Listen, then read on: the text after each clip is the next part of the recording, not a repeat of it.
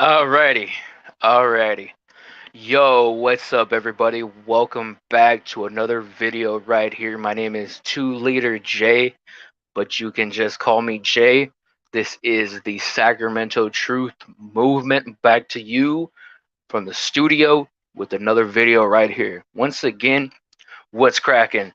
So the basis behind this video, I'm gonna jump right into it. So the basis behind this video and the reason why I'm doing this is actually a part one of I guess two or three more of these a mini series, if you want to call it that.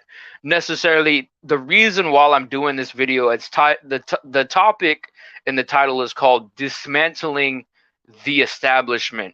Basically, showing proof, if that, showing ways to dismantle the formed illusion political spectrum reality and the logistics of it, if that makes sense. Showing you how to break it down if that momentum ever went to that route. Necessarily, I alone couldn't do that, but these are key ways, that I've always wondered and looked into, and now finally voicing out, to get across. Because I've thought about the same thing too. But the reason what put me on this train of thought to do this right here is that yesterday I was actually at work talking to a coworker. Very good conversation, to be honest. One that I haven't had before with somebody of an opposing but very similar idealistic views regarding political political ideologies and sociological stuff revolving around government, if that makes sense. So it's a she. I was at work yesterday talking to my coworker, and then we started talking about politics. I think I made a comment, and then from there we started talking about different things, but more directly very similar views, but coming from different standpoints, if that makes sense. So I brought up to her, oh, so your political points are more, not less, how you would say left or right. They're somewhere in between. But as she says, no, the far right or the Republican conservative are like real off. And I would have to disagree with that. Both of these would be off. Both of these idealistics coexist. It's somewhere in between. That's like a normal human being's thought process. It's neither one or the other. You meet somewhere in between. That's kind of like how I exist. By default, I would be considered conservative. I think you've seen me mention that before in a video. But, by default, a lot of us are. But to be honest, a lot of my ideals and my political standpoints and everything else do kind of meet and coexist on a left side of a spectrum of a government type of situation. So the conversation went through that, and then she brought up that she doesn't believe in government, and then I said, oh yeah, I do too. It's not necessarily a freedom of choice, but more of a illusion of choice. Because how would I bring it up? Politics are already set in place. We as on this page are already explore this route, but this is for people tuning in who necessarily aren't familiar with this narrative that I go with. Um, Politicians are selected; they're not elected. Your vote doesn't matter. That would be the illusion of freedom, but not necessarily the freedom of choice. It's the illusion of choice, if that makes sense. So I brought that up, and she absolutely agreed with me. But come to find out, when we talked, she's more of a anarchist type of person. Like I brought up Antifa, so I was like, kind of like Antifa, and she goes, kind of, but not really. And then my standpoint is, I kind of get the backing between the existence of Antifa, which just stands for anti-fascist. She mentioned that, but I already know that.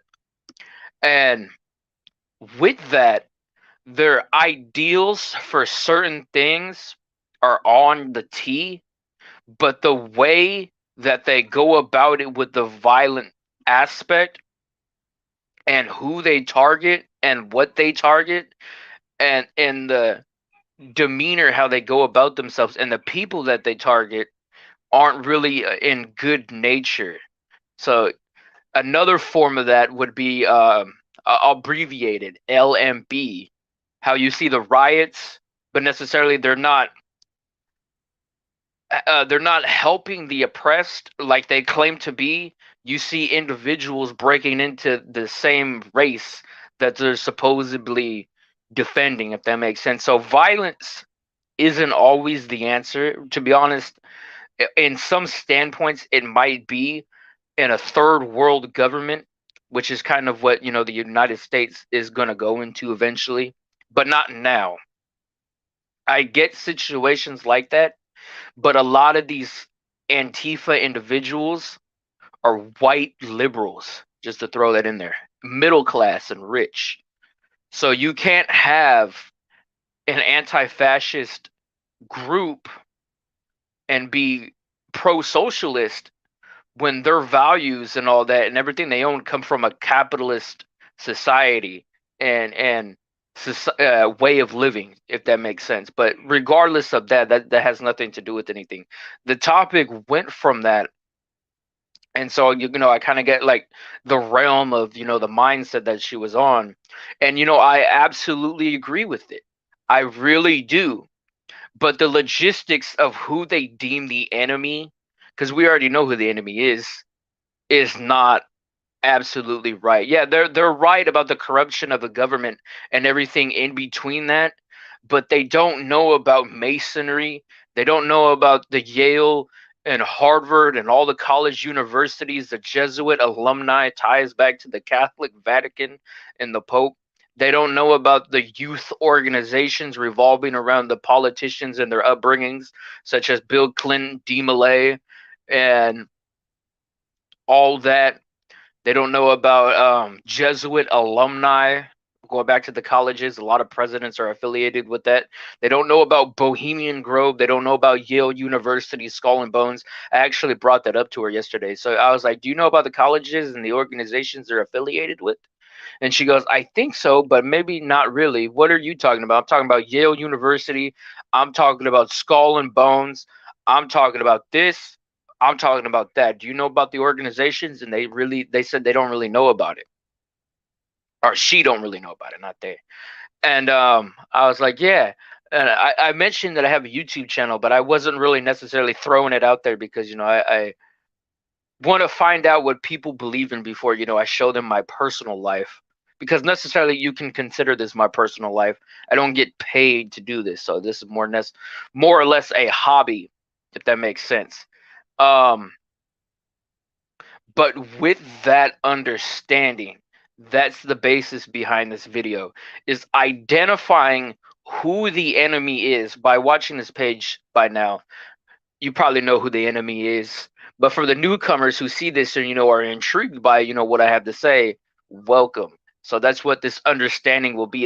It will be very short, very to the point.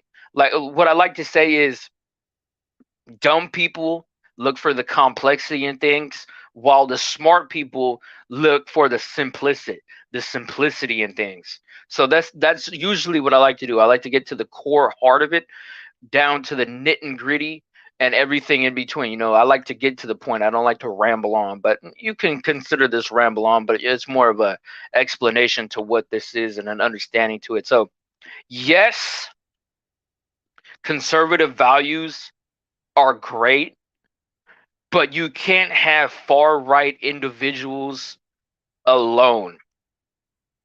For example, if you just have far right, it will lead into nationalism. It will lead into a sort of fascism. But fascism can also be the same for far left. Like, the little mustache man, like we talk about. He was a socialist. And he was also a fascist. A fascist. What am I saying? A fascist. He was also a fascist and a nationalist. regarding race, not and country, but more or less both of those in a combination. Um, so yeah, you can't have one or the other without both because it will fail. So that's why our government is set up how it is. It's an illusion of freedom. They need one, they need the other to survive. So if you do have that, just one, you'll have places where, like China, that's a far left society. And look how it, it operates and conducts itself. It's like anarchy. It's like hell over there. It sucks. Trapped in your house due to, whatnot. But you'll see the up waking over there. You'll see people waking up, bringing the fight to the establishment. But do they know how to take down the establishment and who to identify as the enemy? And the people who have affiliations to what I'm about to show you are the enemy, regardless if they left it or not. Because if they have ties to that, then they can't be trusted. But they could be a good ally. They may have some valuable information, and you might want to look into that. You can't push them away, but would you put them in your league? Would you put them in your crew? Would you put them as your lieutenant? No, not at all. They'd be an associate, like how the mafia works. They have associate soldiers, you could trust them, but you really don't know if they'll squeal on you, so you don't really put them in the higher echelons of the mob, you know, because you don't want to spill the beans to the valuable information, but they could be very valuable individuals, so you keep them on the sidelines is what you do. But going back to that, you can't have one without the other to thrive, or it'll be total hell. With socialism and communism, that's all far right. So if you have far right, like the Democrats, if the Democrats didn't have the Republicans, you will have communism, you will have socialism, and they kind of have core base ideals already being implemented, regardless if people say it's not or the other. And then if you have far right, you'll have more nationalism and fascism, but you'll have fascism on both spectrums, regardless of what other people want to label it. Like Canada, Trudeau, very fascist. But then you have people over in like past European countries that are very far right. They've also been fascist. Like Putin, for an example, he's very far right and some ideals, but his government is very far left, which it's hard to explain. But his like he the way he conducts himself is very far right, and he would be considered a fascist, regardless if his government is a Marxist based nation. Leave it at that. So with that, I'm gonna redirect myself to my Twitter. I'm gonna do a little explanation. We'll get into what I'm talking about when we talk about who the enemy is. We done explain this pretty well for about going into 14 minutes. So we'll bring up my Twitter right here. And this is a great example of what I am referring to. Who is the enemy? How do we identify the enemy at hand? How do we dismantle that formed oppression, that formed mindset, that formed illusion of choice, that formed government association to these upper echelon societies, and how do we take them down, and how do we identify them and who they are? So we'll get into that. That's basically the logistics of what I'm saying. So we'll bring this up full screen right here. I was doing a live stream, but I had to cut it. I had somebody coming in, just being real interruptive, so I had to cut it. So I'll probably upload this pre-recorded. Well, it is pre-recorded in a little bit once I'm able to send out the 3 notifications in a 24-hour basis.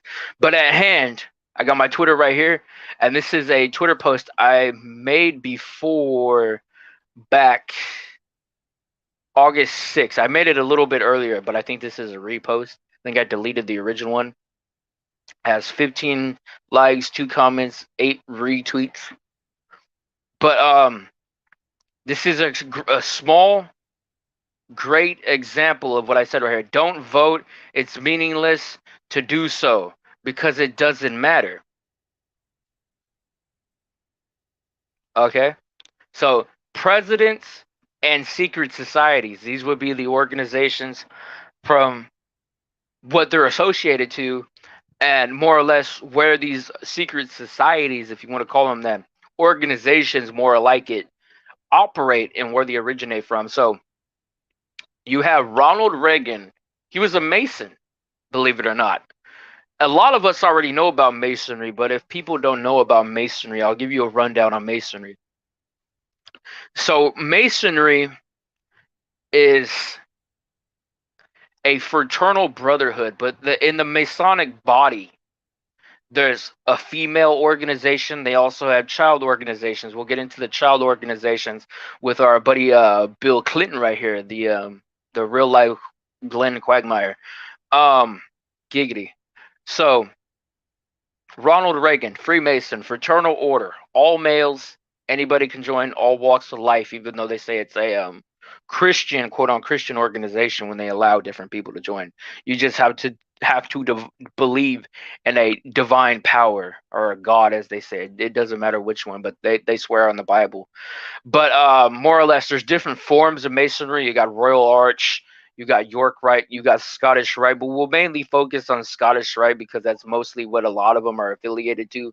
So within Scottish Rite, you have degrees or ranks that you ascend to.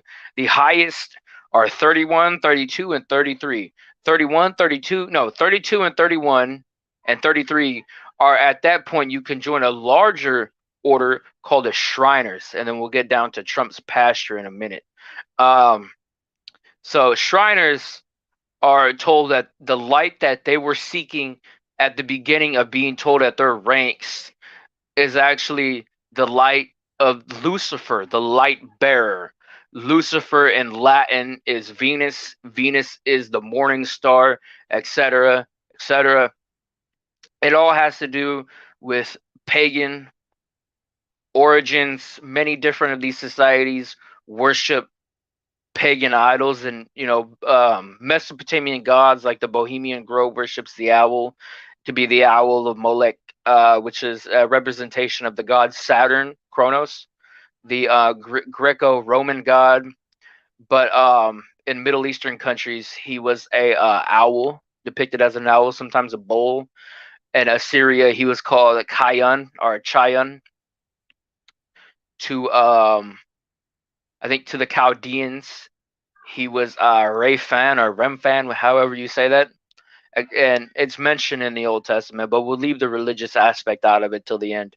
So with that, they're told that they're seeking, the light that they're looking for. And you can look into figures such as Albert Pike, which was a Southern Grand General of the Southern Army during the Civil War, and he was a 33rd degree Freemason plus Shriner. He wrote a lot of what they believe in and their teachings down in books. Look into Morals and Dogma, and he talks about how they're promoting a Luciferian doctrine. But when you talk about secret societies, people like to leave a lot of this out. This isn't conspiracy because this is what they're telling you. You can legitimately Google it, and it will bring up some stuff. But when they ascend their ranks, they keep all the low level people at the bottom, but the people, I don't necessarily know how they choose people to ascend ranks, but when they do, once you hit the 12th degree, 12 is the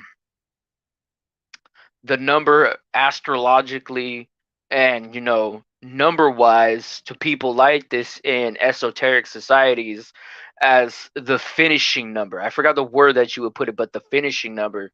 So once you reach that, the number of finishing, then you have 13, which would be the number of rebirth and regeneration.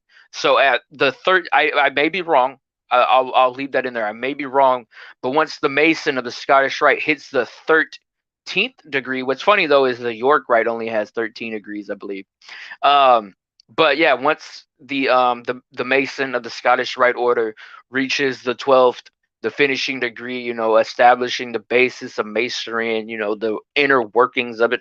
So they say, I forgot the word that refers to it, but once they hit 13, now you have the number of rebirth and regeneration. Their old self has died and the 12th rank, and now they're being rebirthed in the 13th degree, if that makes sense. So from there, they're told that they're seeking a light, and that light will bring them the embodiment of their fulfillment within the order. Now, they don't know what that light is. Some say it might be the light of Christ, or they may tell you it might be God's light, the Holy Spirit. I really don't know. I'm not a Mason, so I really wouldn't know how that works. But yeah, they're told that they're seeking a light, so they ascend till they hit that 31st, 32nd, and 33rd degree. Now those 3 degrees, especially the last one, are really important because then that decides if their material. Are they going to keep them or are they going to get rid of them? Usually they keep them because if a Mason exposes and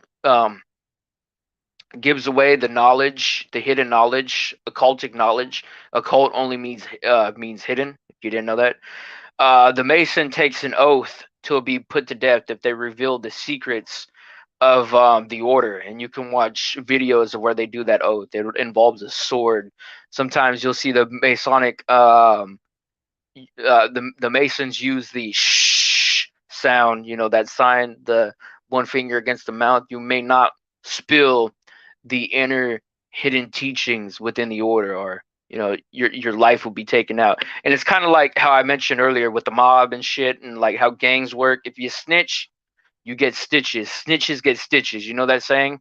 That's how this works. And we'll get into street gangs too. I got a video on it. I'll just throw that in there. Street gangs have a lot of Masonic emblems and archetype archetypical, yeah, that's how you say it, archetypical hierarchy standpoints in the way they conduct themselves.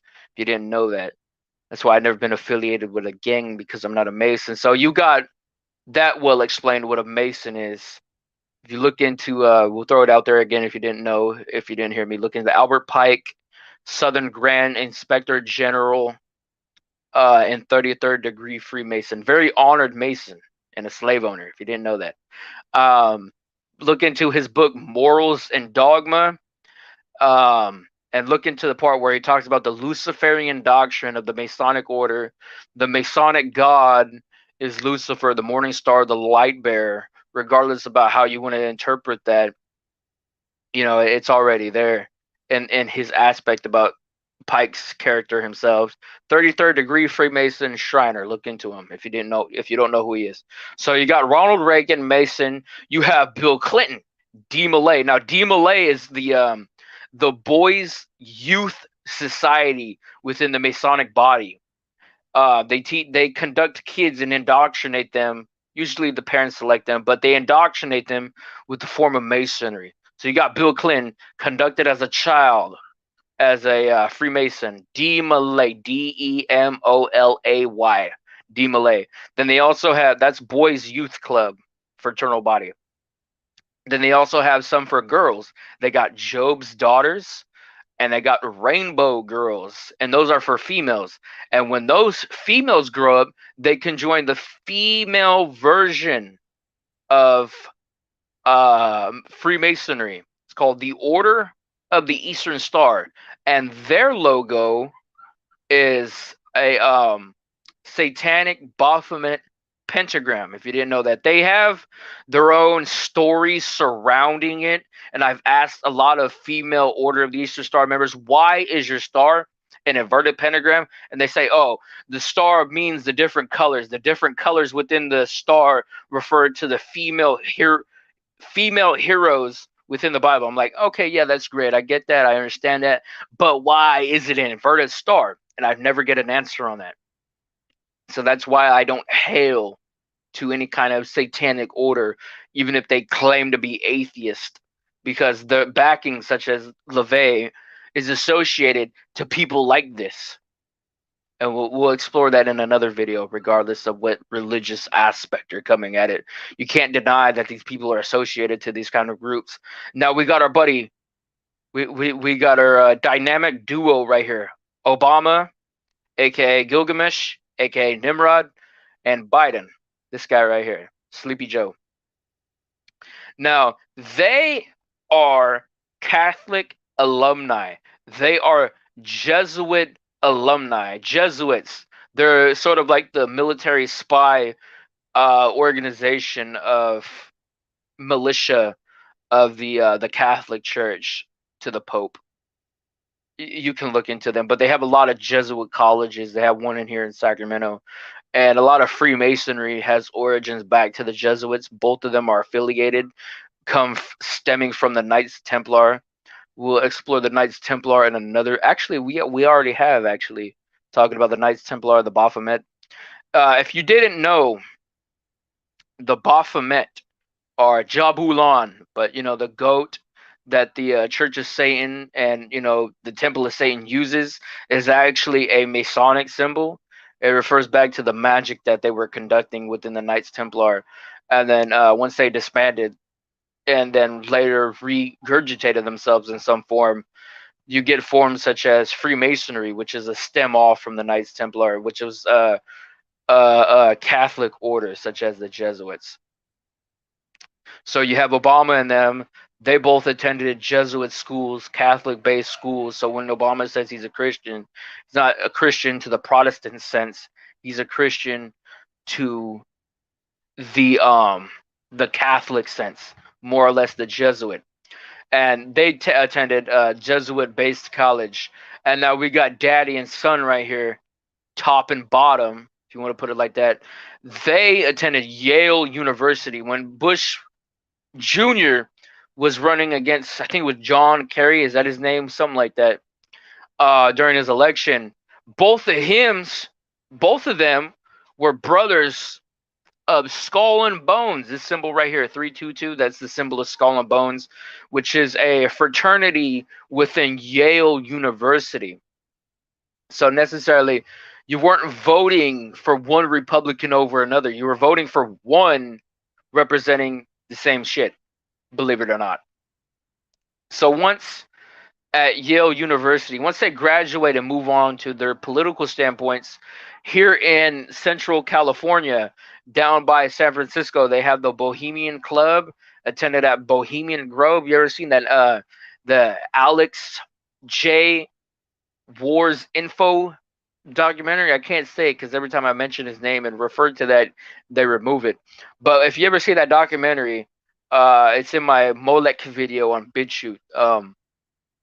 But if you ever seen it, he infiltrated it, and he showed that, and then he interviewed one of the Republicans that attended it, and he's like, he didn't respect him for looking over the fence. But they attend a mock Babylonian Mesopotamian based plays regarding human sacrifice at this place. It's called the Cremation of Care. So once the Bohemian Club, the Bohemian Grove, their symbol is an owl, and at the Bohemian Club within the Bohemian Grove area, they have a giant something foot statue of an owl supposed to represent BC. That's their symbol right here. So once at Yale, the politician graduates comes into the political spectrum, they're no longer a student. So the adult version, if you want to put it like that, the adult club for the Skull and Bones 322 Society is the Bohemian Society. So that's when they can join. Once they graduate, they become that. I don't know if a lot of them do, but most do, such as our boy Bill Senior. I'm not Bill Senior, Bush Senior, and Bush Jr. Another dynamic duo. The four amigos. These guys are all friends. What's funny is that another thing you should see is Bill Clinton, Democrat, Obama, Democrat, Biden, Democrat, Bush, Jr. Democrat, I'm not Democrat, Republican, Bush Sr. Republican, and all of these guys are good friends. So then we'll get into Trump. We mentioned earlier, we have Donald Trump, the main man lately. Now, he may not have direct Masonic affiliation, but it's damn well close to having it. So we'll get into his pastor, then we'll get into his cabinet members. Trump's pastor and mentor was named Norman Vincent Peale, the author of Positive Thinking. And Norman Vincent Peale was supposedly a Christian pastor, but believe it or not, he was a 33rd degree Freemason. Here's a quote by him down here. I can't read that, but if you zoom in, or if you go to this post, you can see it. So Norman Vincent Peale was a 33rd degree Freemason along with a Shriner, as we mentioned. So believe it or not, that's Trump's affiliation to it. Now there are instances where Trump has went. Now, if you look into police agencies and the police academy and a lot of different law enforcement agencies, they too have groups and parties that are revolved around masonry. They have one called the Fraternal Order of Police. I'll put that maybe as the thumbnail. I also have him on my Twitter, but you can look it up, Fraternal Order of Police. Trump, he did a speech regarding them, and he didn't mention anything about how he's supposed to be draining the swamp and going after Bill Clinton's wife, and he should know that Bill Clinton is a Mason, so he should be opposed to the enemy, but yet he endorses it one way or another, not directly, but indirectly, believe it or not. So Norman Vincent Peale, Shriner, Freemason, bad guy. Trump, bad guy. Republican, tries to cater to the quote on stereotypical Christian conservative, and that's what appeals to people. But they don't realize the stances. Now, if you look into a lot of interviews Trump has gave to interviewers, he's mentioned that he's studied Kabbalah. What is Kabbalah? Now we'll get into the JOOs. Kabbalah is Jewish mysticism. And there's a lot of sick shit surrounding it that we won't explore in this video. But know that if you know who Aleister Crowley is and all the sick type of magical shit that he was in, look into him. He stemmed a lot of it from Kabbalistic mysticism. So you got Trump talking about how he had his mentor who taught him, his Kabbalah mentor. You could look into where he said that. He legitimately said that. But we'll explore that in a different realm. I apologize for my background. I'm in my family's. But yeah, Trump. Then we'll go into his security border guy, his main dude to support to border security. His name is Art Del Cueto, this bald Hispanic dude, and he's a Scottish Rite Open Freemason. You can see where he's been surrounded by Trump. Him do the Masonic palm to palm, Masonic hand shake in photos deliberately. To leave it as that. Uh, he's been in multiple times behind Trump on news. He has a Masonic pin. There's another dude that had a Masonic pin. I forgot his name though. Art Del Cueto has been interviewed regarding border security on multiple news platforms, wearing Masonic emblems. He's Scottish Rite because he's been interviewed from his home from a Zoom call, and he has the Masonic Scottish Rite dual-headed 32 eagle on a poster in his background. So, such as that. We'll get in. I won't mention none of the numerology because this is already a lot to take in. But to understand who the enemy is on the spectrum of left and right, when indirectly they're both the same shit, believe it or not. That's just how it works. If you catch my drift, there's no good, there's no bad. I mean, there's no good, it's all bad. It's an illusion of choice. These people here go through these universities and stuff like this and are selected here. I would mention Ted Gunderson, But I think that necessarily would be a different topic regarding, the religious aspect of it. We'll explore that maybe in a part two, because I do plan on doing a dismantling the establishment part two. So we'll talk about Ted Gunderson and what he found at the preschools revolving this, and how the agencies, the government, and the court system covered it up regarding the trafficking that there was going on with the preschools, and all the satanic emblems that they found when they dug it up. But it was a cover up. But we'll explore that in part two. That'd be a good way to go into it.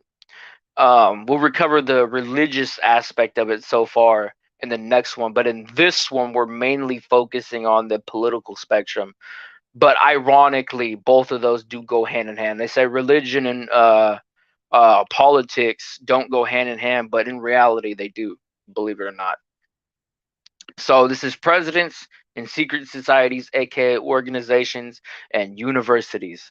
So in order to understand who the enemy is, you have to realize what the enemy is associated to, and what institution and groups are the enemy, and their puppet spawns that pop out of the woodworks from them, such as Ronald Reagan, Trump, and Obama and Biden, and all of them else. America has had many, many, many, many Jesuit and Freemason presidents. George Washington, for example, was a Freemason president, and that's well established. You could look that up. Um, well open about it too. He was very well open about it. Um, but yeah, as I said, once you know who the enemy is, once you come to the realization that politics are an illusion, now you need to identify who the enemy is. And by doing that, you look into the individuals and what organizations they stem from, what groups they are tied to, what schools they attended, and then from there you can identify the families that they're a part of, their friends, and who they're associated to. Now, this is mostly focused on American politics. Different other European societies have noble families, so we'll cover that in part three, because they do have ties to how this works. But necessarily, this is more how to identify who's at play in this political spectrum illusion, the illusion of choice, the illusion of freedom, and the illusion of politics. None of this is real. None of this takes place. Yeah, there's formed governments on a localized basis. You can vote on a localized basis, you know, about who you maybe want as mayor in a small town. But I damn well agree that Gavin Newsom and all these other mayors and shit are affiliated to this. If you didn't know, Nancy Pelosi was the aunt of Gavin Newsom, and a lot of them have ties back to the mob, if you didn't know that. And a lot of ties have back to Masonry, if you didn't know that. So I necessarily don't know where else to go with this. I just wanted to drop this little piece right here regarding this. So yeah, that's basically the front face gist and ways to identify who the enemy is. As I said, once you come to the realization that your vote doesn't matter, you come through the mindset. It's a thought process, and it's damn well hard to believe in. But once you get past that, your vote doesn't matter, that you are in a spectrum created, played by actors. So you no longer believe in this. You realize that there's no freedom of choice. It's all illusion, the illusion of freedom, the illusion of choice, and the illusion of voting, and the illusion of politics within this kind of form. Federal, if you want to label it like that. So once you realize that, look into the puppeteers, look into the puppets, but mostly look into the puppets. Look where they went to school at, who they're associated with, what their family does, who their family is, what their family owns, where their families went to school, where the kids went to school, what groups they're associated to with. You probably label those as secret societies. What they do, um, who they may be associated with, such as Trump right here, what they practice, what their religious views are. And if all of them go back to one way or another, back to, this type of shit, then they're no good. No good whatsoever. And that, folks, is your enemy. And from there, for the Antifa people, you don't really know who your enemy is. You're fighting conservatives when your left wing idols, such as the dynamic duo down here, have parts in the problem. So there you go. There you go. Just wanted to break that down. So yeah, I was originally live streaming this, but I thought, had an issue. Start over. Why not?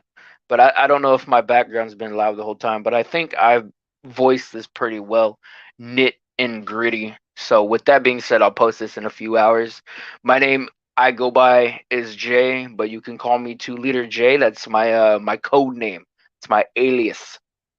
Um, Make sure you follow me on all pages. I'm on Twitter at Christian EXODU1. There's a link. All my links are in my about section, and all my channels are listed on every home page that I have. Subscribe to Sacramento Truth 1, 2, 3. Subscribe to all the pages that you see on the home page. Follow me on BitChute. Follow me on Twitter. And follow me on Twitch as STM Fatarally. And I'll see you later. Peace.